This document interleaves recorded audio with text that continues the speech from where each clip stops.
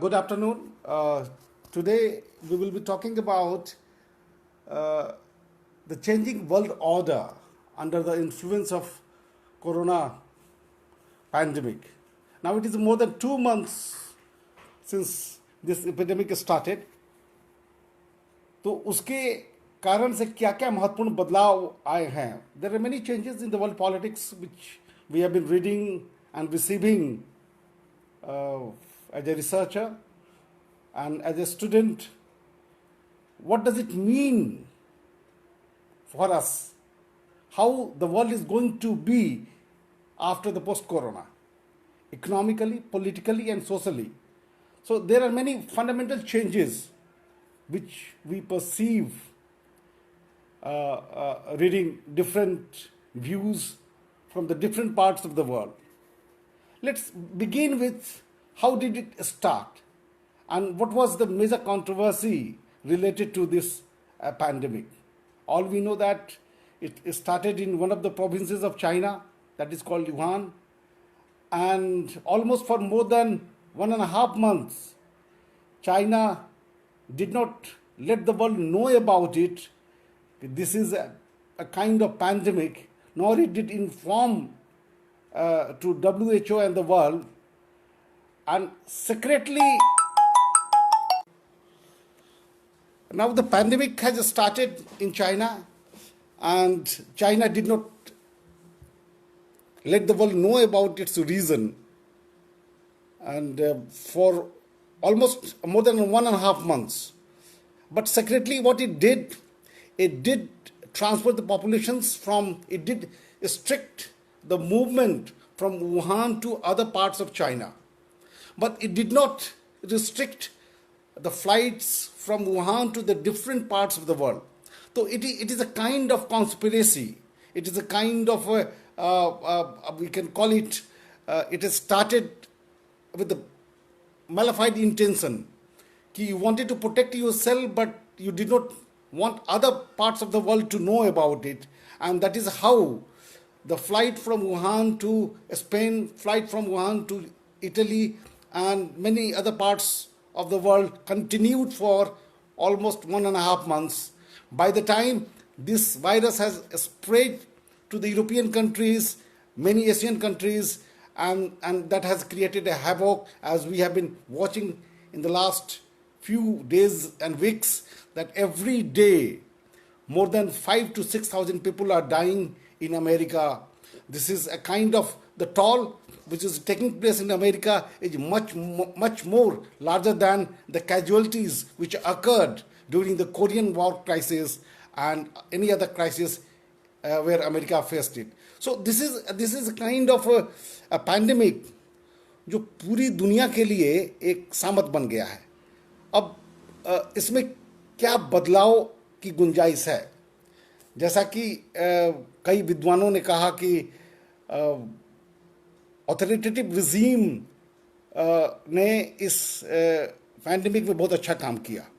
उन्होंने उदाहरण चीन का ही दिया और कुछ ईस्ट एशियन कंट्रीज का दिया, where there is no democratic polity. वहाँ पर थोड़ा निरंकुश शासन व्यवस्था है, अथॉरिटेरियन रिजीम है, जिसमें नोबेल लॉरेट स्टीफन विल्ड ने भी ऐसा ही कहा.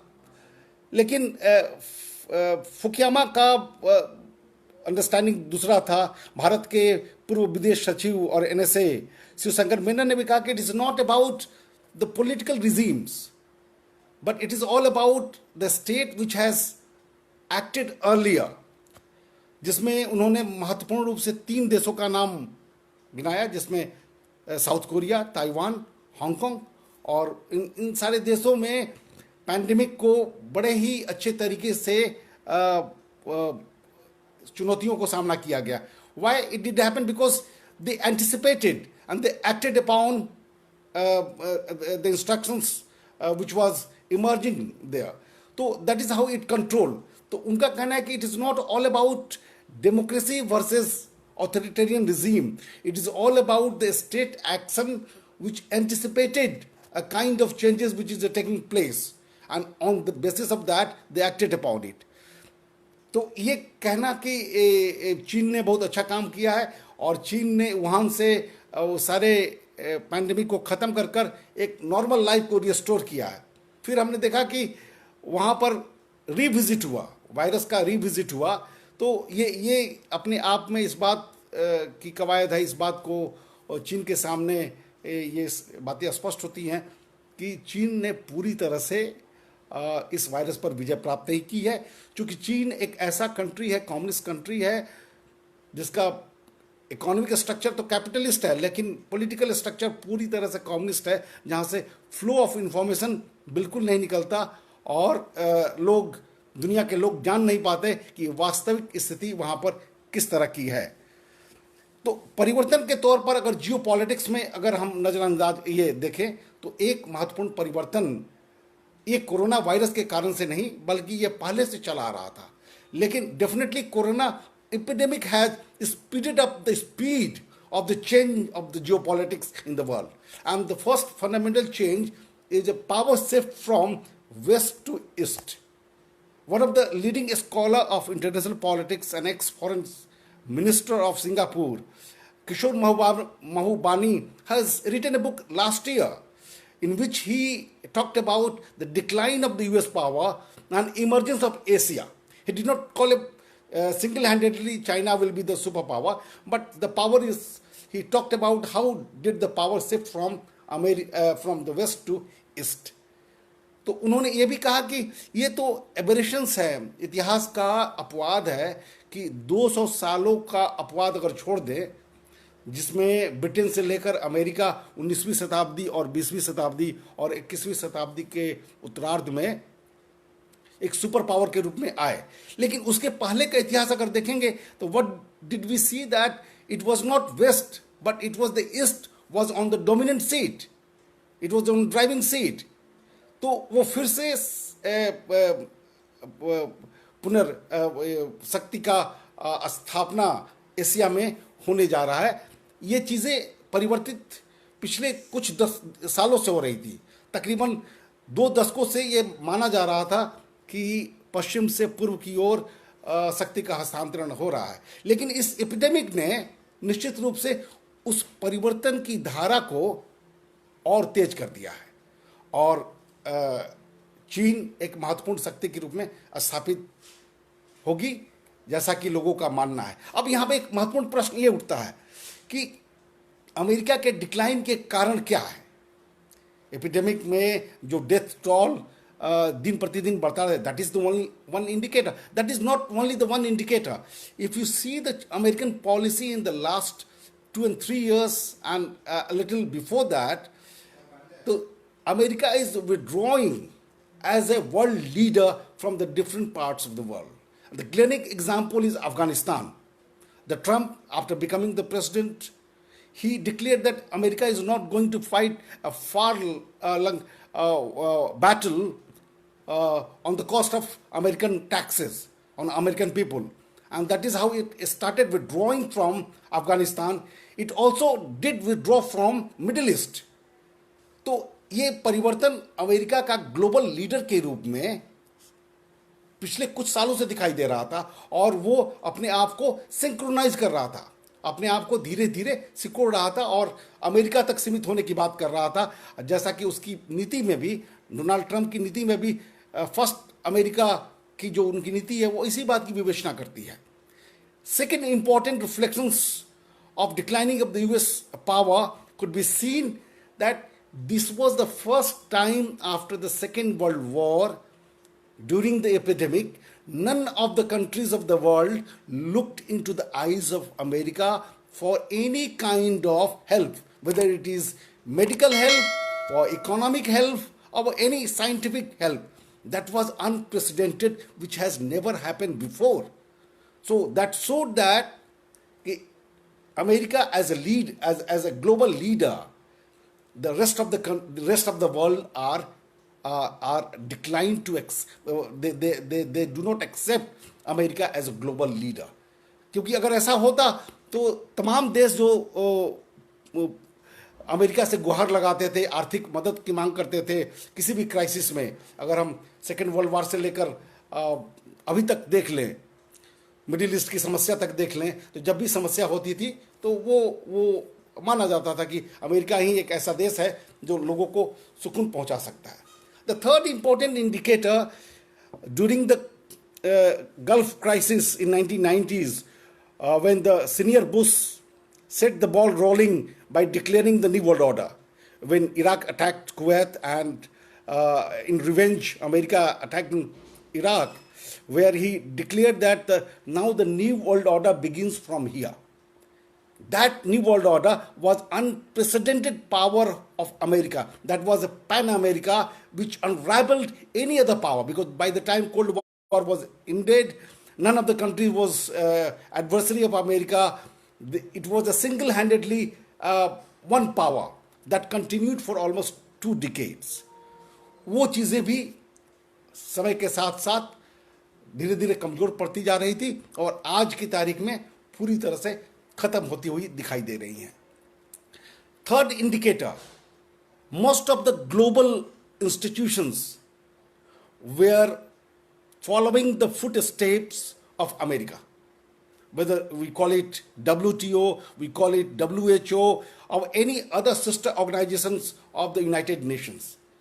But the President of America, he had to declare that WHO is not WHO, but it is a CHO. It is working on the guidance of China. It is not World Health Organization, but China Health Organization. At the same time, he also said that WTO is also working under the guidance of China, and which is the worst. That is the statement of Donald Trump. I do not know which one is the worst, WTO or WHO. This statement itself verifies the fact, endorses the fact that America has completely lost out on the managing the international organizations, or it is a shifting or drifting from America to China to a certain extent. The appointment of the Director General of WHO, that has been coming out, the story is coming out that China played a very important role, and through its OBR, it is also it's a very important point where WHO is expanding its chain of offices in the different parts of the world, and that is why China was much closer to WHO than America. तो ये सारे परिवर्तन इस बात के सबूत हैं कि अमेरिका की जो एक पहचान थी एक सुपर पावर के रूप में, वो धीरे धीरे कमज़ोर पड़ती गई और आज वो मुहाने पर दिखाई दे रही है, हाशिए पर दिखाई दे रही है. अब दूसरा प्रश्न यहाँ पे ये महत्वपूर्ण रूप से स्वाभाविक रूप से उभर कर सामने आता है कि क्या चाइना अमेरिका की मठाधीशी को उसी रूप में लेने के लिए तैयार है, या दुनिया चीन को अपना मठाधीश बनाने के लिए राजी है? ये भी बहुत महत्वपूर्ण प्रश्न है. ये सच है कि पावर शिफ्ट वेस्ट से ईस्ट की ओर हो रहा है, लेकिन क्या ये समूचा समग्र inclusive power will be only controlled by China, or it will be distributed among the different Asian countries? That needs to be elaborated a bit. All we know that America was unparalleled power during the Cold War and after the Cold War, and it had a different kind of very specific specialities and character, and one was a military angle, military competence, economic powerhouse, political stability, and more than that, it has also an intellectual power with the leverage of English as a language. ये चारों शक्तियां America के पास थीं और बहुत हद तक, कुछ हद तक आज भी जिंदा हैं, जिसके कारण से अमेरिका अनपैरेलल पावर के रूप में दुनिया के सामने तकरीबन 50-60 सालों से एक ऐसे राष्ट्र के रूप में स्थापित रहा जिसको चुनौती देने वाला कोई नहीं था. क्या वह चारों गुण, all 4 characteristics are available for China? That has to be navigated. China के पास आर्थिक शक्ति है, दूसरी सबसे बड़ी आर्थिक शक्ति के रूप में माना जा रहा है। हम सभी जानते हैं कि WTO में चाइना का प्रवेश 2001 में हुआ। उसके पहले चाइना की आर्थिक स्थिति बहुत अच्छी नहीं थी, लेकिन पिछले 18, 19, 20 सालों में चाइना ने 4 गुना आर्थिक तरक्की की है। डबल डिजिट में उसके 3 दशकों से उसकी आर्थिक प्रगति हुई है। और 2018 के आंकड़े बताते हैं कि तकरीबन 124 से ऐसे ज़्यादा देश हैं जहां पर चीन का व्यापार उन देशों के साथ ज़्यादा होता है, यानी चीन is the first country to trade with them. Earlier that number was with America. तो अमेरिका के साथ नंबर घट रहा है और चीन के साथ वो नंबर बढ़ रहा है। ये बात स्थापित हो रही है, ये बात दुनिया जानती है। तो आर्थिक शक्ति के रूप में हो सकता है कि in the coming years and maybe by it has it's a fixed planning 2025, then 2030 and 35. By the time China will be number 1 country as an economic powerhouse of the world. It has also developed its own banking system, which has more money than the IMF and other. तो वो सारी शक्तियां भी उसके साथ समाहित होती जा रही हैं। लेकिन दूसरी महत्वपूर्ण चुनौती जो शर्त है वो सैनिक शक्ति का है। क्या सैनिक शक्ति का अगर 3 खंडों में हम इसकी बांट कर देखें, naval power, air force power and military, in all 3 sectors, is China is equal to America, or it is better than America, then it is disputed. Still, despite being imported different materials, competence from Russia, China is still far behind. It is modernizing its armed forces, arms ammunitions, but despite being that, it is a far behind than the American competence and its sharpness. तो वो चीज़ें अभी भी कमज़ोर हैं, वो कमज़ोर दिखाई देती हैं कि सैनिक रूप से चीन उतना मजबूत अभी भी नहीं बन पाया है जिससे कि वो अमेरिकी चुनौती को सामना कर सके या अमेरिका के बराबर की ऊंचाई को उसने प्राप्त कर लिया हो। तीसरा महत्वपूर्ण पॉलिटिकल टर्म्स में भी हम सभी जानते हैं कि China is a very close door country. And long before, almost a decade before, one of the Harvard professor has talked about if China becomes the number 1 power of the world, that will be the darkest day for the humanity and the world, because none of the theory of the international politics is in a position to judge what would be the next action of China. And he was very right during the epidemic. He was very right during the epidemic कि none of the world was blinded, world was befooled, and one folly of China has created such a havoc in the world, took lakhs of the life. And think about it, if China becomes an unparalleled power like America, then what would happen to the, forget about China, forget about the Chinese people, what could it happen to the humanity of the world at large? So this is a very devastating, this is very disquieting, it is a very concern of each and every individual across the world. कि उस विद्वान ने कहा कि China की theory, China के step को समझना बड़ा मुश्किल है कि चाइना क्या अगला कदम उसका होगा, वो हम कोई नहीं जानता है। वेस्टर्न थियरी इसको समझने में पूरी तरह से असक्षम है। हम ये भी जानते हैं कि क्या स्थिति पैंडेमिक के दौरान आई। पैंडेमिक में जिस डॉक्टर ने विसिल ब्लोअर का काम किया, who was being killed, and the people who try to pass the message to the government of China and the different parts of the world, they were also being silenced by the force. So this is the kind of political situation in China. It is a capitalist country in terms of economics, but completely autocratic in terms of politics. तो वो ये जो deadly combination China का है, वो चीन के आर्थिक प्रगति के लिए हो सकता है कि मान्य हो, वहाँ जनता को अच्छा लगता हो, लेकिन पूरे दुनिया के लिए ये एक खतरनाक सिम्टम है। चौथा पैराडाइम अगर देखें तो इंटेलेक्चुअल प्रॉपर्टी, जो थिंक टैंक्स जो अमेरिका में हैं, जो हर मुद्दों पर रिसर्च करते हैं, और दुनिया के सामने उन चीज़ों को ला कर रखते हैं, that China still does not have.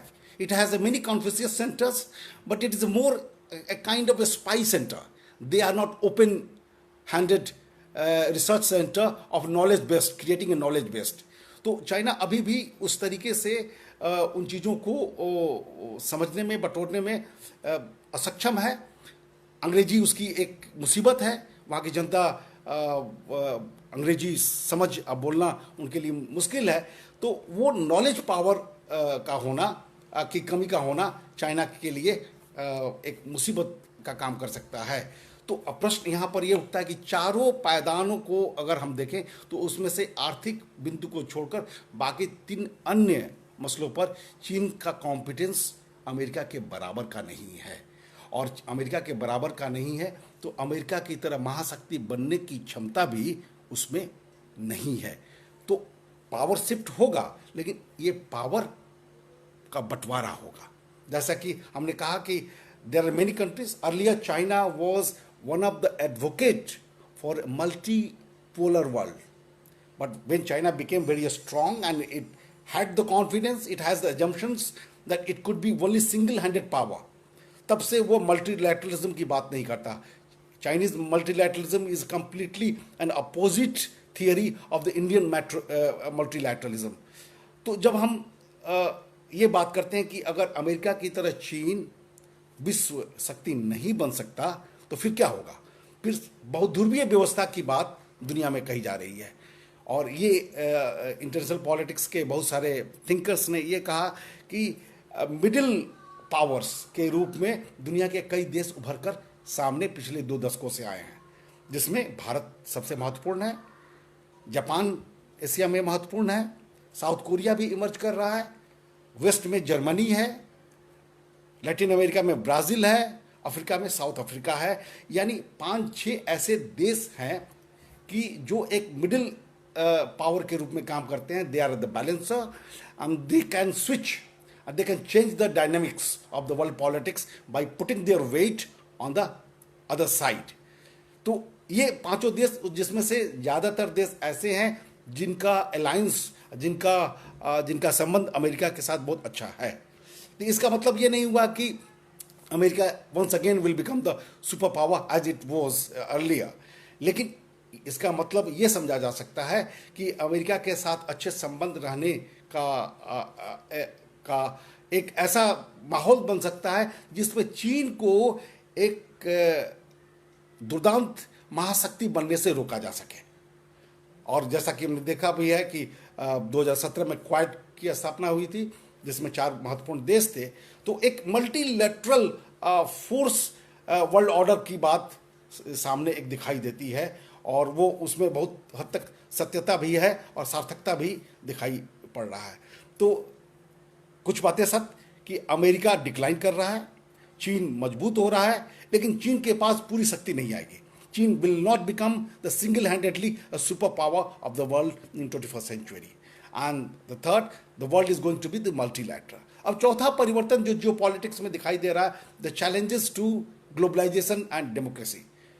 These are also much debated, क्योंकि जिस तरीके से इस पैंडेमिक ने ये दुनिया को बदलने की कोशिश की है और निरंतर वो बदलाव हो रहा है, वो हम सब के लिए एक कारण है कि उस पर विचार करना होगा कि अब दुनिया कैसी होगी.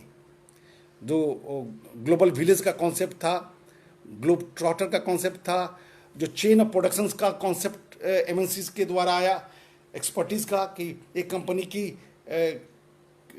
पार्ट पुर्जा ऑटोमोबाइल्स का एक पार्ट पुर्जा चाइना में बनता हो, दूसरा कोरिया में बनता हो, वो सारी चीज़ें अब निश्चित रूप से थमने वाली हैं. और स्टेट फिर से, state itself as a institutions and entity is going to become more popular in the dynamics of the world politics. जैसा कि ग्लोबलाइजेशन में एक्सोजेनियस फोर्सेस, बाहर की शक्तियाँ ज़्यादा महत्वपूर्ण थी. State was undermined, borderless state की बात कही जाने लगी, जिसमें स्टेट की वास्तविक अस्तित्व पर प्रश्न चिन्ह लगने लगा. और जो हम लोग पॉलिटिकल थियरी में निगेटिव लिबर्टी की बात, उदारवाद की बात पढ़ते थे, और 70s और 80s के दशक में रीगन और थैचर के द्वारा, अमेरिका और ब्रिटेन के द्वारा शुरू किया गया। तो ये सारी चीज़ें थमने वाली हैं और फिर से state is going to emerge as a major entity in the world politics, and it has already been started. Donald Trump in America, in Japan, in Greece, in India also, and many other parts of the world. तो वो उन चीज़ों के परिवर्तन में pandemic जो है और उसको स्पीड अप करेगा, उसको और महत्वपूर्ण बनाएगा, और हम अपने घर के भीतर ही उन सारे पायदान को रखने की कोशिश करेंगे. अब यहाँ पर अंतिम बिंदु पर हम आएंगे कि भारत का इसमें क्या कंट्रीब्यूशन है. What is the major contributions to India. हम वसुधैव ग्लोबलाइजेशन और वसुधैव कुटुंबकम की जब हम बात करते हैं तो we have a very different connotations. It is not only making a profit through the globalizations. When we talk about the Vasudhaiv Kutumbakam, it has an inherent empathy for each another. We feel it that none of the people of any part of the world should be deprived of the minimum sustainability. और उसके साथ में ही उनके अच्छे की कामना करना, केवल भरण पोषण या कॉमर्स ट्रेड तक ही नहीं, उनके अच्छे जीवन की कामना करना वसुधैव कुटुंबकम की थियरी में वो चीज़ें समाहित हैं. तो भारतीय परंपरा जिस तरीके से वर्षों से उत्पन्न हुई और दुनिया के सामने भी है, भले दुनिया वालों ने उसे पहचानने की कोशिश नहीं की, लेकिन आज इस पैंडेमिक में वो चीज़ें उनके लिए एक वरदान बन सकती हैं. ए वे ऑफ लाइफ जो इंडिया का है, नमस्कार से लेकर युग एंड आहुति का, वो इस पैंडेमिक में माना गया कि सबसे साइंटिफिक वेंचर है. सोशल डिस्टेंसिंग और बाकी सारी चीज़ें जो दुनिया आज अपना रही है वो भारतीय संस्कृति में, भारतीय परंपरा में वर्षों से समाहित है. तो इम्यून सिस्टम की बात कही गई मेडिकल में, ठीक है, जब तक वैक्सीन इसका बन नहीं जाता तब तक इम्यून सिस्टम जिसका मजबूत होगा और लाइफ स्टाइल जिसका अच्छा होगा वो सर्वाइव करने की उम्मीद ज़्यादा है. तो अगर हम भारतीय सोच और भारतीय परंपरा को गंभीरता से देखें और समझें तो दिखाई देगा कि we are much better, we have a stronger immune system than the many of the western people. तो इसका अर्थ ये नहीं कि समस्या हमारे देश में नहीं है, समस्या भारत में भी है. India is one of the countries which is densely populated. The economic situation is not very good, we have to think about it. लेकिन the way this government has tried to handle it, despite being very late informed, it was the first country. I think none of the countries of the West tried to bring its own people who were living in other parts of the countries, like in China, where India was the first country which sent a flight and they were being brought back to India. Likewise, we still, you might be reading the newspaper कि भारत तकरीबन 50,000 लोगों को दुनिया के अन्य भागों में फंसे हुए हैं, उनको भारत बुलाने की शुरुआत कर रहा है. तो diplomatically India has played a very important role. जहाँ पर सारे मल्टीलैटरल ऑर्गेनाइजेशन फेल कर गए, यूरोपियन यूनियन धराशायी रह गया, जो वेस्ट का ब्रदरहुड था वो डिसमेंटल हो गया, इस्लामिक ब्रदरहुड भी काम नहीं किया. वहाँ पर India played a very important role by organizing a SAARC meeting. Though SAARC, because of the Hittites or because of the Pakistani attitude, this organization has lost its importance. But despite being that, the Prime Minister of India called the SAARC meeting and tried to configure it and build up a platform through which the medical support could be given to the SAARC countries. Again, India tried to reach out to the Maldives where the medical team was sent. India addressed on the platform of NAM to reach out to the larger countries of the world. The Indian Foreign Minister is still continuously trying to get connected with the far-flung of the Latin American and African countries on this pandemic. तो this is a very successful exercise which is India is been doing with its limited resources. तो इन तमाम चीज़ों को देखते हुए दोस्तों हमको लगता है कि दुनिया की राजनीति वो नहीं रह पाएगी जो अभी तक थी, उसमें फंडामेंटल बदलाव आएगा और आ रहा है, और उसी बदलाव के साथ दुनिया को जिंदा रहना होगा और साथ में रहना होगा। और उस जब साथ में रहने की बात हम करते हैं तो भारत की परंपरा, भारत की सोच, भारत की नीति हमको लगता है कि दुनिया के किसी अन्य देश की नीति से ज़्यादा कारगर और ज़्यादा मजबूत दिखाई देती है। धन्यवाद।